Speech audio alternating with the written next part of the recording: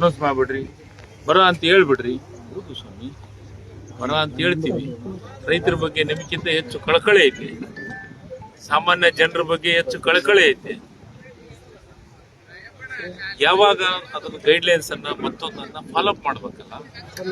ನಮಗೆ ಇನ್ನೂ ಕೆಲವೊಂದಿಷ್ಟು ಗೈಡ್ಲೈನ್ಸ್ಗೆ ಬರಬೇಕು.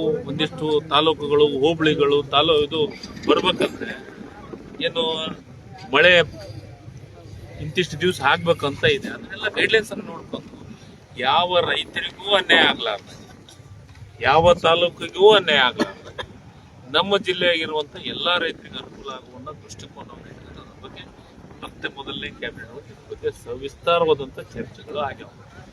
ಅದಾದ್ಮೇಲೆ ಇವತ್ತ ಮುಖ್ಯಮಂತ್ರಿಗಳು ನಮಗೆ ಬಹಳ ಸ್ಟ್ರಿಕ್ಟ್ ಇನ್ಸ್ಟ್ರಕ್ಷನ್ ಕೊಟ್ಟಿದ್ದಾರೆ. ಎಲ್ಲ ಮಂತ್ರಿಗಳು ಅವ್ರವ್ರ ಜಿಲ್ಲೆಗೆ ನೀವು ಭೇಟಿ ಕೊಡಬೇಕು, ಅಲ್ಲೇ ಫೀಲ್ಡ್ ವರ್ಕ್ ಮಾಡಬೇಕು, ಆಮೇಲೆ ಸಭೆ ಮಾಡಬೇಕು. ನಾವು ಪ್ರತಿ ಸತಿ ಫೀಲ್ಡ್ ವರ್ಕ್ ಮಾಡೋ ಬದಲು ಬರೀ ಸಭೆಯನ್ನು ಮಾಡುವಂಥದ್ದನ್ನು ಆಗಬಾರ್ದು ಅಂತ. ಆದರೆ ನಾನು ಪ್ರತಿ ಸತಿ ನಾನು ಮಂತ್ರಿ ಆದಮೇಲೆ ಯಾವುದೇ ವಿಚಾರವಾಗಿ ಫೀಲ್ಡ್ ವರ್ಕ್ ಮಾಡಿನೇ ಸಭೆ ಮಾಡಿದ್ದು. ಆ ಕೆಲಸ ನಾನು ಈಗಲೂ ಅದನ್ನೇ ಮಾಡ್ತೀನಿ.